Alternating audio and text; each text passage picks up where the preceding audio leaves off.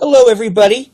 This is Professor Rukas, and this will be the last lecture of our serial homicide course. And as I've emphasized in the previous two lectures, what I want to take a look at here are issues surrounding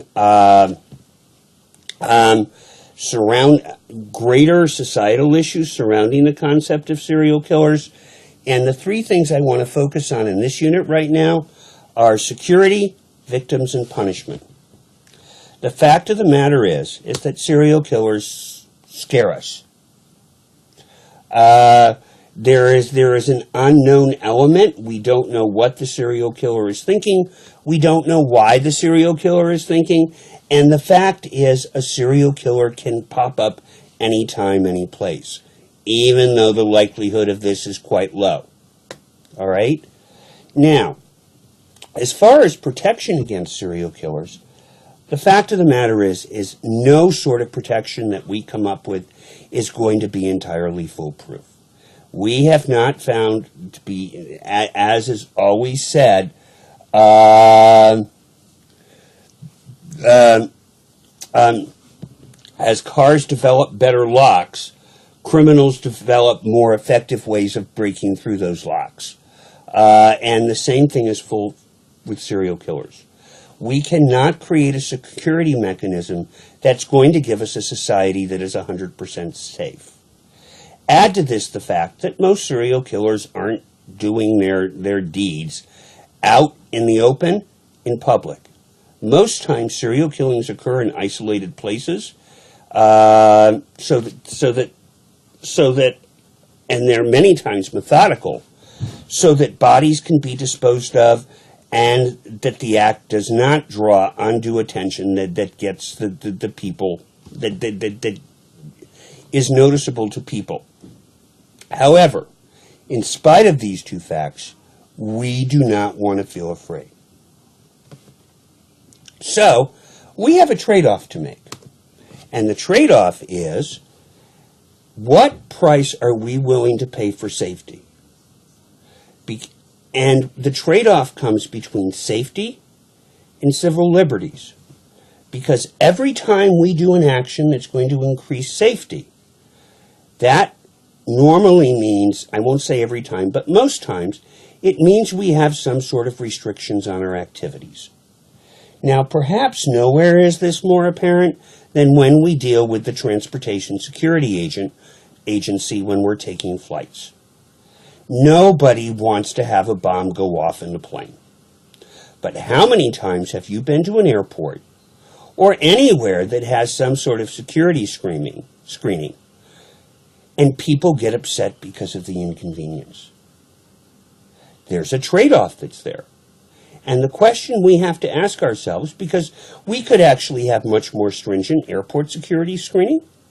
For that matter, we could use metal detectors going into college football arenas, but we choose not to do that. And the question is what is the price that we are willing to pay for a safer environment in terms of inconvenience and in terms of sacrifices we have to make? Now, if there's a serial killer around, there's a number of things we could do, and these are just things I want you to think about. First of all, GPS technology has evolved to a point where we could simply make every human being in the United States have some sort of GPS tracking device on them so that we can track whatever you do. That would definitely make serial homicide much, much more difficult, especially if we see the person killed tracked at the same point and place that the killer's at. But are we willing to give government access to everything we do and everywhere we go? Or is that too invasive? Other things that we can do. We can have curfews in place so that people are only allowed to leave their homes when they go to work. That's going to make things much safer, and it's going to make it much harder for a serial killer to find victims. But is that something we're willing to do? And to be honest, it's something we only tend to accept in cases of extreme serial killings where people are in fear.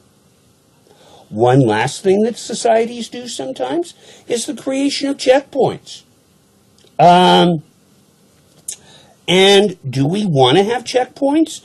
Maybe every few miles down the road where we have to show our identification, and we give various enforcement agencies the ability to search our vehicles or to search us.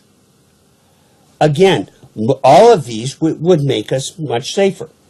Now, the GPS chips have never been tried, but societies that have mandatory curfews and societies that have routine checkpoints, with the exception of war zones, tend to be places that are much safer.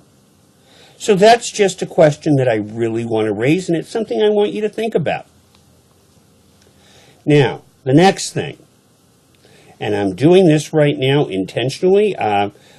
Most of us have heard of Jeffrey Dahmer, who was a serial killer that was in the upper Midwest and attacked primarily gay men.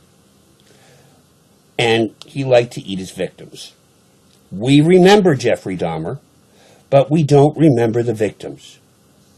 While most of us can name 5 or 6 serial killers, we cannot name 5 or 6 people that serial killers have murdered.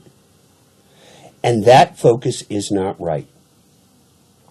With this focus, and I want to just say, when we focus on the killer, are we honoring that killer and glorifying that killer at the expense of the people whose lives that serial killer has taken? And are we providing more of an incentive for someone who might be inclined for serial killing to go out and take action? Tough question. Really tough question. Now, one thing we have seen is that victims' families are now given a greater role. That said, that can be complicated, and that can cause issues.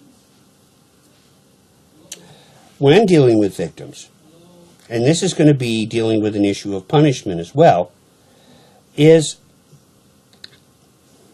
how much information should police share with victims' families? Should police be prepared to jeopardize an investigation? Now, one of the biggest issues that we run into with serial killers is there are times that families of serial killers, most times we want the most severe punishment that we can possibly get. In the state of Arkansas, that frequently means that a serial killer will be put up for the death penalty. All right? And again, there's the whole issue, and the book goes into it, about criminally insane versus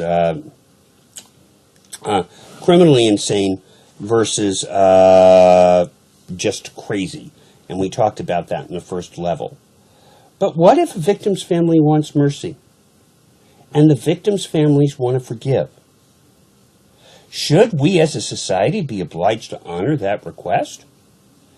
And finally, by giving a larger role to victims, particularly in issues of police investigations, can we expect a victim's family to be objective? Or should we just be sharing enough information so that families have an idea of what is being done? Or should we give families a greater role? Again, one of a big, tough issue when trying to take a look at the dynamics that are behind serial killing, and something I want you to think about. Okay. Now, again, I'm going to go into this, mentioned this the last slide, but I want to go into this now in much more depth. We have a definition of criminal insanity, and that's that somebody was not able to determine at the point in time a crime took place what's right or wrong. And that's almost, I would argue, a very convenient legally fiction. Because can anyone who is a serial killer, by any measure of the imagination, be considered sane? I mean, if somebody has these fantasies and they're acting out on these fantasies, how can that be a normal human being? And can we expect somebody that is having those fantasies to be able to distinguish the difference between what's right and wrong? So how can someone that is committing multiple murders be expected to have an accurate determination of what's right and wrong? which throws the whole issue of sanity and insanity in the legal sense of the word into a conundrum, which is, by the way, why we frequently see the insanity defense is used in these cases, although it's not very effective. One other thing, we tend to want to use the death penalty in these cases. That said, the death penalty research shows, particularly in the instance of serial killers, death penalty does not deter. So that's something we need to keep in the back of our heads as we go through this. And finally, if we truly want to be able to understand serial killers and getting back to the mental health system and dynamics, is should we talk to these people, try to figure out the mental health issues, and use knowledge that is gained from working with these people to try to prevent other people from doing the same thing. Or for that matter, even have a pharmaceutical company try to develop drugs that can possibly deal with fantasies such as this. Questions to consider. Now, taking all this into account, I am now going to give you the final project. Well, the final project won't be due this week in this module. It'll be the last one. And what I want you to do is watch another episode of Criminal Minds. And again, this will be the equivalent of your last essay. This will be your last essay. And compare it to take what you've learned in this course and you watch the first episode of Criminal Minds the first week of this course. And tell me, is it accurate? And I also want you to take a look at the societal issues and whether you think Criminal Minds does a good job dealing with the societal issues and the social issues surrounding serial murder that have been raised in this course.